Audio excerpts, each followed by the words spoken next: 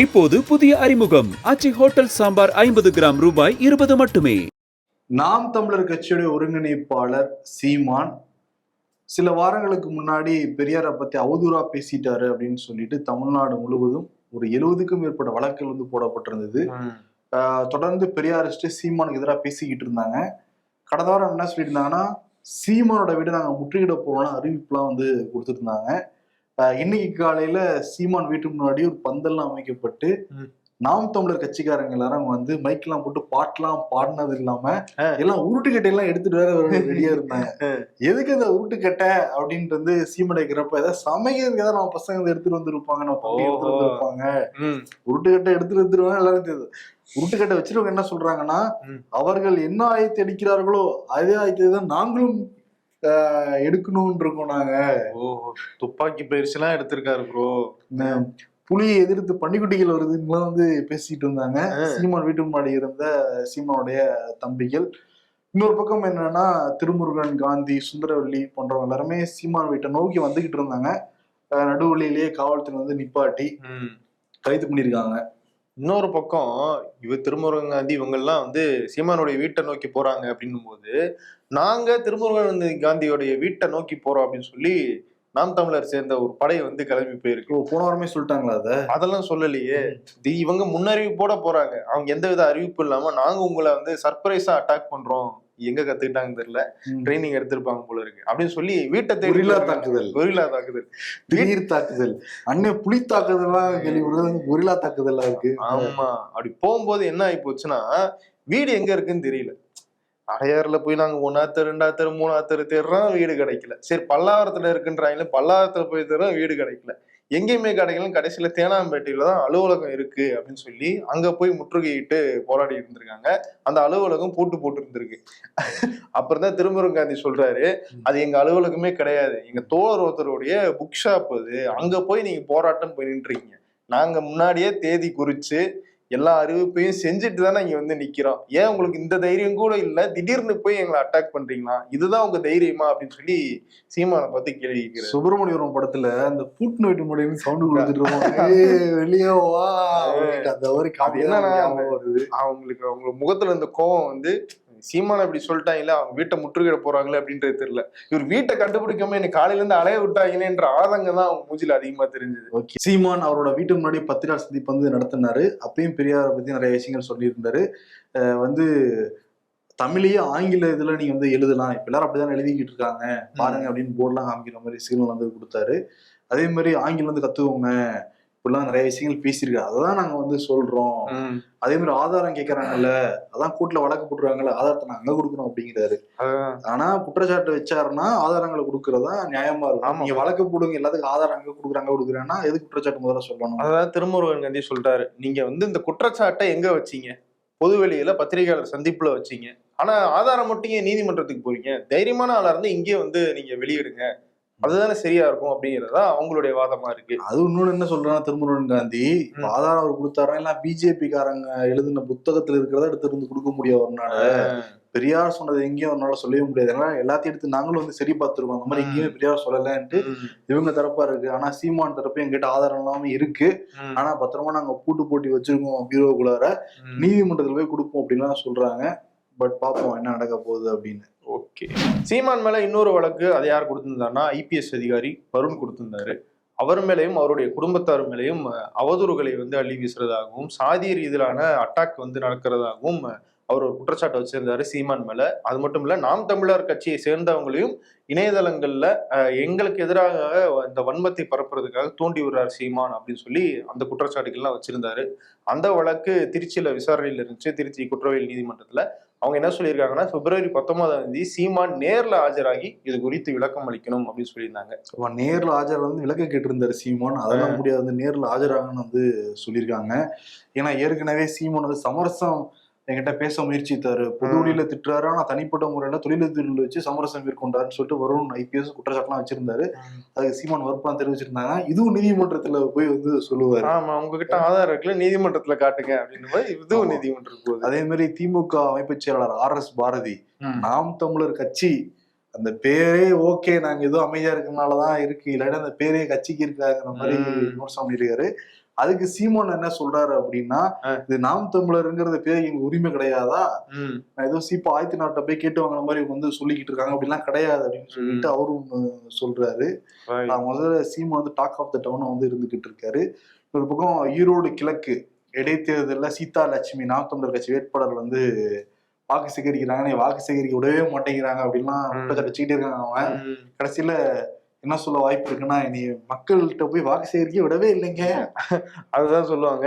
ஆனா அவங்க என்ன சொல்லுவாங்கன்னா, எங்களுக்கு தடவை ஆப்போசிஷன் கிடையாது, போன தடவை நாங்க பட்டி கட்டி எல்லாம் பண்ணோம், அது உண்மைதான். ஆனா இந்த தடவை அப்படிலாம் நாங்க பண்றது இல்லைன்ற மாதிரி தான் திமுக தரப்புல வந்து சொல்றாங்க. ஏன்னா நாம் தமிழர் கட்சிக்காரங்களோட மனநிலை என்னவா இருக்குன்னா, நாங்க தான் தமிழ்நாட்டுல 3வது பெரிய கட்சி. திமுக அதிமுக அடுத்து நாம் தமிழர் அண்ணன் வந்து அந்த இடத்துக்கு கொண்டு வந்து விட்டுருக்காரு. எங்களை எல்லாம் யாரு இனிமேட்டு சண்டையே வர முடியாத அளவுக்கு இருக்கும். அடுத்த எலெக்ஷன்ல நாங்க 2வது போனாலும் போயிருவோம்னா சொல்றாங்க. 3வது இடத்துக்கு பிஜேபியும் போட்டுக்கிட்டு இருக்காங்க. அது நிறைய பேர் போட்டி போறாங்க. பாமகவும் சொல்லுவாங்க. ஓஹோ, சீமான் எந்த ரேஸ்ல இருக்கான்றது தெரியும். 2026ல தெரிஞ்சிடும். இன்னொரு விஷயம் என்னன்னா, ஈரோடு கிழக்கு இடைத்தேர்தல் அந்த அதிகாரி வந்து மணிசிங் தான் இருந்தாரு. அந்த 8 பேர் வாபஸ் வாங்கிட்டாங்க. 3 பேரோட அந்த வேட்பு நிராகரிக்கப்பட்டிருந்தது. இதுல வந்து 47 பேர் இருந்தாங்க அந்த சமயத்துல. அப்ப கர்நாடகாவை சேர்ந்த பத்மாவதிங்கிற அம்மாவும் அதுல வேட்புமனு போட்டிருந்தாங்களா, அதை அக்செப்ட் பண்ணிக்கிட்டாராம். அப்புறம் நிறைய வேட்பாளர்கள் வந்து அது எப்படி வேற மாநிலத்தை சேர்ந்தவங்களுக்கு நீங்க வந்து எப்படி கொடுக்கலாம்னு சொல்லி பிரச்சனைலாம் பண்ணிட்டாங்க. இங்க தமிழ்நாடு தலைமை தேர்தல் அதிகாரிக்கும் புகார்லாம் கொடுத்துருக்காங்க. உடனடியா அதிகாரியை வந்து மாத்திருக்காங்க. அப்ப ஸ்ரீகாந்த்ங்கிற அதிகாரி தான் வந்து நடத்த போறாராம் அங்க நடக்க போற தேர்தலை. ஏன்னா நாளையிலிருந்து தபால் ஓட்டுகள், இந்த மாற்றுத்திறனாளி அவங்களுக்கான அந்த வாக்குப்பதிவு இதெல்லாம் வந்து நடக்க போகுது. இந்த சூழல் அதிகாரி வந்து மாற்றப்பட்டிருக்காரு. ஏன்னா தேர்தல் ரொம்ப நியாயமா நடக்கணும்னு சொல்லி தேர்தல் ஆணையம் வந்து ஸ்ட்ரிக்டா இருக்காங்க. நம்ம தொடர்ந்து பார்த்துதான் நிறைய தேர்தலில் பார்த்தோம். எடப்பாடி பழனிசாமி ஒரு பத்திரிகையாளர் சந்திப்புல ஒரு கேள்வி எதிர்கொள்றாரு. அதுக்கு பதில் அவர் சொன்னது என்னன்னா, இதையெல்லாம் எங்ககிட்ட கேட்காதீங்க, எங்களுக்கு அந்த பவர்ஸ் கிடையாது அப்படின்னு சொல்றாரு. எதனா பாஜகவினுடைய தலைவராக அண்ணாமலை மீண்டும் தேர்ந்தெடுக்கப்படுவாரா அப்படிங்கிற கேள்வி வந்து போய்கிட்டு இருக்குல்ல. அவர் தான் தலைவரா இருக்காரு. ஆமா, அதை மீண்டும் இன்னொரு தடவை வருவாரா? ஏன்னா ஏற்கனவே அண்ணாமலையை தூக்கணும் நாங்க கூட்டணிக்கு ரெடி அப்படின்ற மாதிரி தகவல்கள்லாம் மேலிடத்துக்கு அனுப்புனதா வந்து சொல்லப்பட்டுச்சு.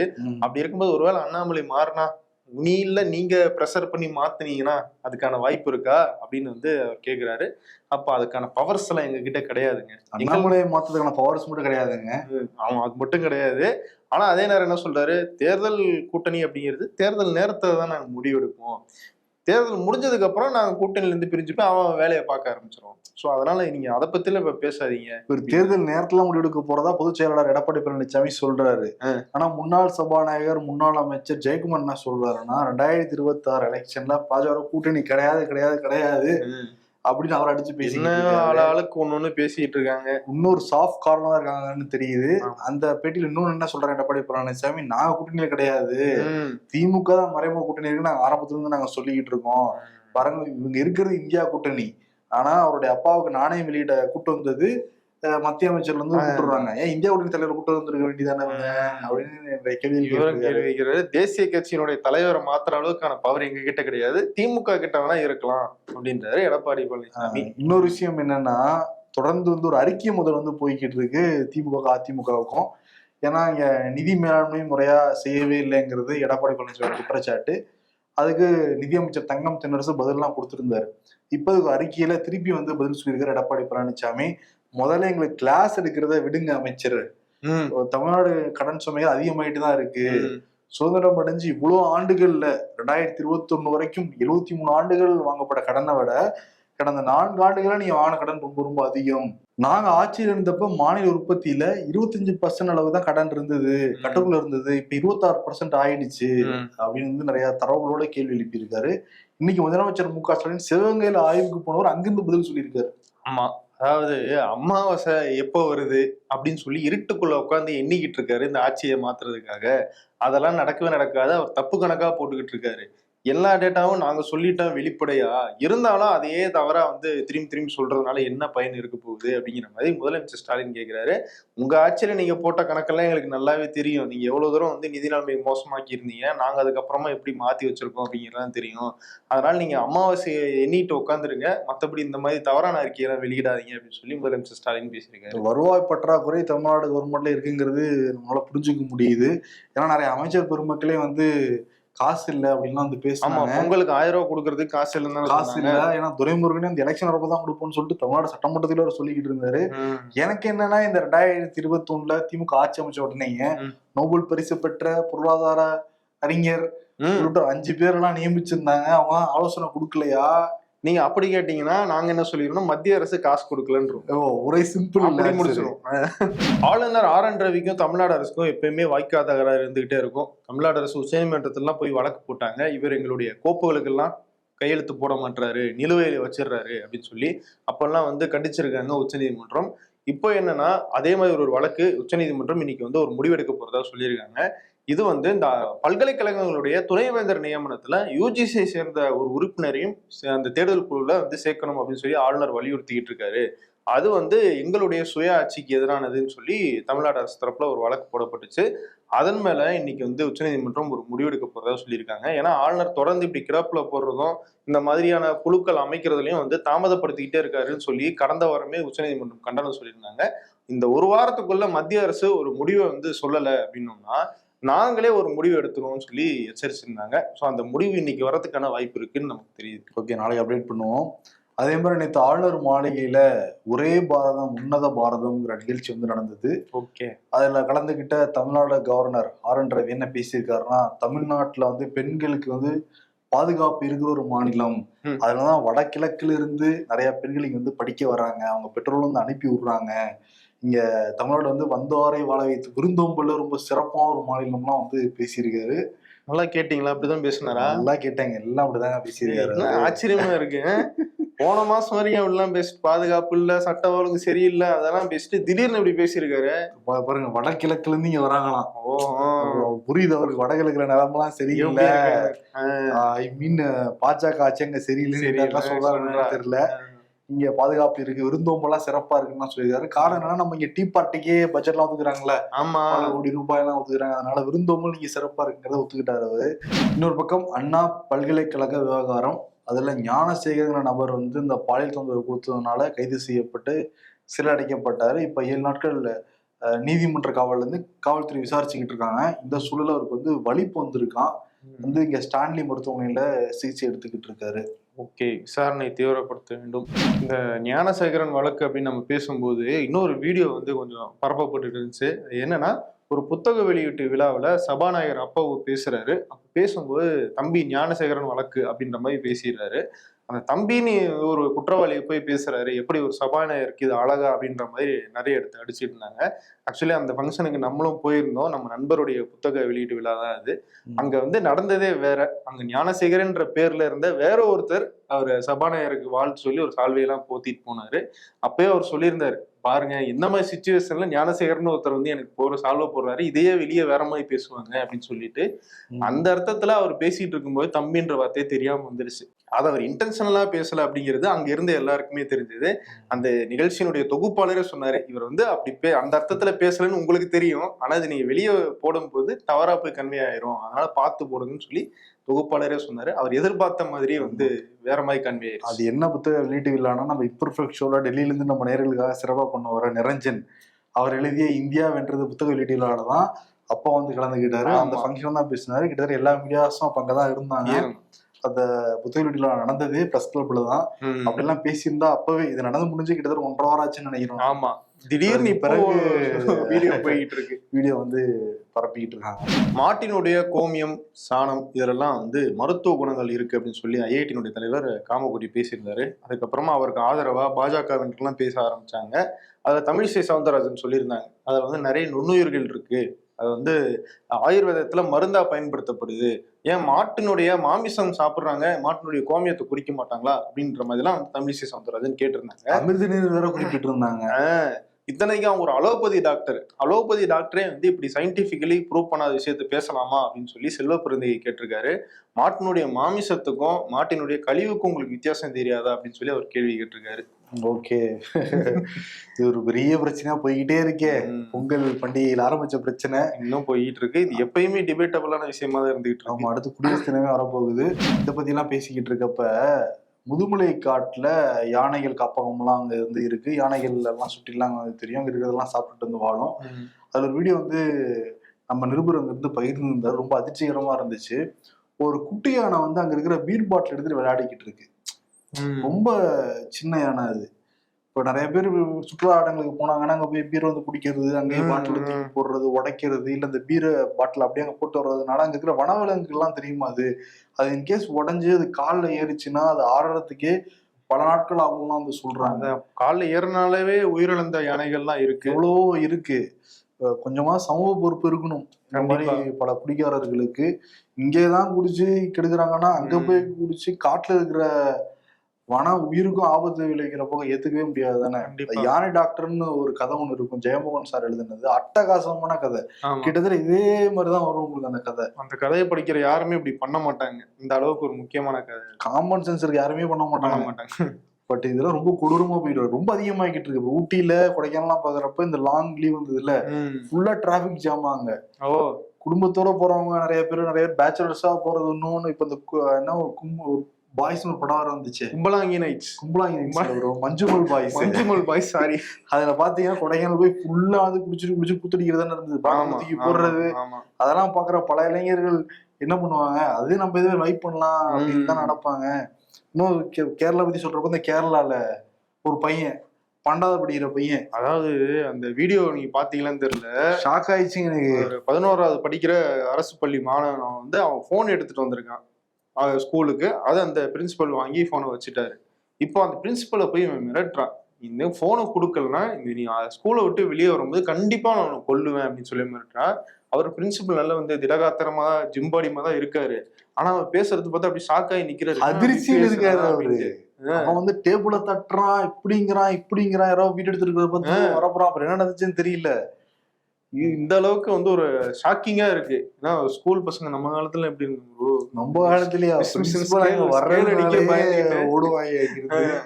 அப்படி இருந்த காலத்துல இப்படி ஆயிருச்சு. இது வந்து கண்டிப்பா ஒரு விவாதத்துக்கு உள்ளாக்க வேணும் அப்படின்னு சொல்லிட்டு நிறைய பேசிட்டு இருக்கு. ஏன்னா மொபைல்ல அவ்வளவு அடிக்ஷன் மொபைல் அடிக்ஷன் வந்து வெளியே வருது ரொம்ப கஷ்டமா இருக்கு பல பேருக்கு. அதுல இருந்து வரலன்னா நம்ம வாழ்க்கைய தீர்மானிக்க முடியாது, மொபைல் தான் நம்ம வாழ்க்கையை தீர்மானிச்சுக்கிட்டு இருக்க மாதிரி இருக்கும்.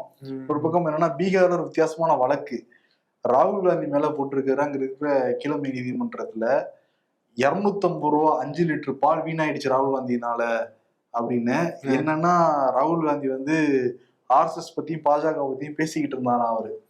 இவங்க வந்து இந்திய இறையாண்மைக்கு எதிராக வந்து செயல்பட்டு இருக்காங்க, நாடு என்ன ஆக போகுதுன்னு தெரியலன்னு பேசிக்கிட்டு இருந்தாரு. அதை கேட்ட அதிர்ச்சியில என்கிட்ட இருந்த 5 லிட்டர் பாலை நான் விட்டுட்டேன், அது வேஸ்டா போயிடுச்சுங்கய்யா, நடவடிக்கை எடுக்கணும், இங்க இந்திய இறையாண்மைக்கு எதிராக ராகுல் காந்தி தான் பேசிக்கிட்டு இருக்காருன்னு சொன்னோன்னே அதை வழக்கு எடுத்துக்கிட்டதா வேற சொல்றாங்க. இந்திய நீதிமன்றங்கள் பல விசித்திரமான வழக்குகளை சந்தித்து இருக்குது, ஆனா இதுதாங்க இருக்கிறதுலே விசித்திரமான வழக்கு, ரொம்ப கொடுமையால இருக்கு. இப்ப அதே மாதிரி இந்த விசித்திரமானதெல்லாம் பத்தி பேசிட்டு இருக்கப்ப உலக தொலைக்காட்சிகளில் முதல் முறையாகிற மாதிரி உலக வரலாற்றில் முதல் முறையாக சீனா பீஜிங்ல ஏப்ரல் மாசம் மனிதர்களுக்கும் ரோபோவுக்கும் ஒரு மாரத்தான் போட்டி வந்து நடத்த போறதா அறிவிச்சிருக்காங்க. ஹாஃப் மாரத்தான் போட்டி 21 கிலோமீட்டர் ஓட போதான், 12 ரோபோக்கள் கலந்துக்க போறதா வந்து சொல்றாங்க. ரோபோக்கெல்லாம் எப்படி தாக எடுக்கும், எப்படி கை கால் வெளியே வரும், அதெல்லாம் என்ன நியாயம்? அதாங்க என்னன்னா அது வந்து நிறைய ரெஸ்ட்ரிக்ஷன்ஸ் எல்லாம் கொடுத்துருக்காங்க.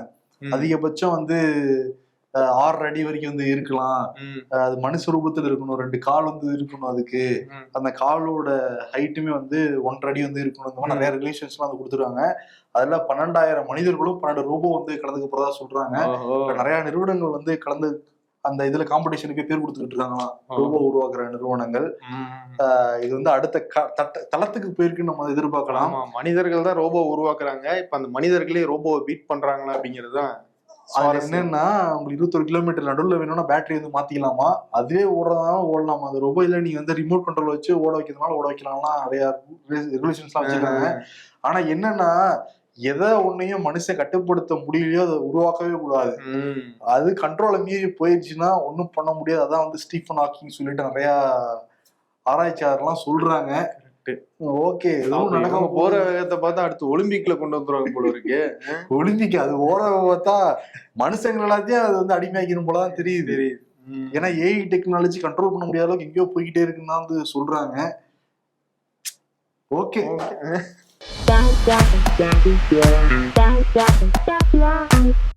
நீங்கள் வாழ்க்கையில் மகிழ்ச்சியான நாட்களை அடைய சில மோசமான நாட்களோடு போராடியே ஆக வேண்டும்.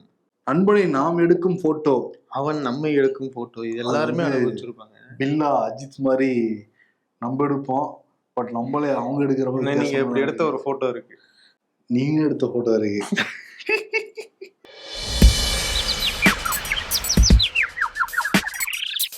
நடந்தா கொழுப்பு குறையணும்ல, அது மாதிரி பேசினா வாய் கொழுப்பு குறையுமா?